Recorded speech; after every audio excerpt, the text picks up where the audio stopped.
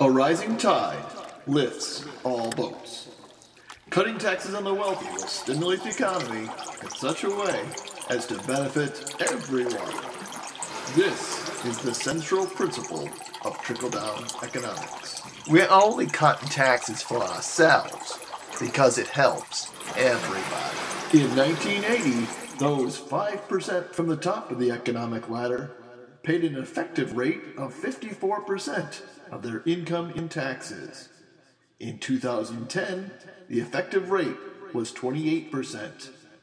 A 48% cut. So for the past 30 years, we have been testing the central tenet of Republican economic theory. Let's see how we've done. So let's take a look at 5 families and see how they fared. The working poor, the still struggling, the middle class, those doing well, and those 5% from the very top.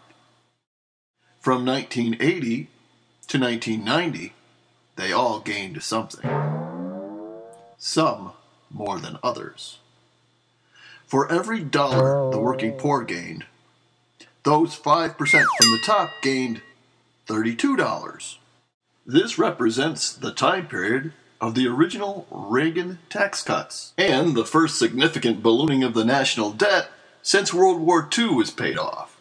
Now let's see how everyone did over the next 10 years. This period represents a time of incremental tax increases under the first George Bush and Bill Clinton. It should be noted that these tax increases never brought the tax rates back to the 1970s levels. Although in dollar gains, the working poor are still getting the worst end of the deal, at least in terms of percentage gains, they're a lot closer.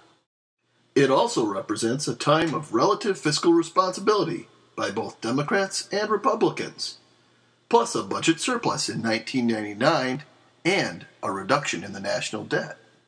Now let's see what's happened in the last 10 years, a period defined by 2 new major tax cuts.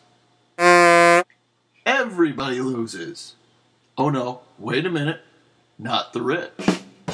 And who loses most? Of course, the working poor. Meanwhile, the national debt explodes under Bush, then Obama, while tax policies remain the same. Do you think they realize that this just isn't working for us? Or do you think they just don't care?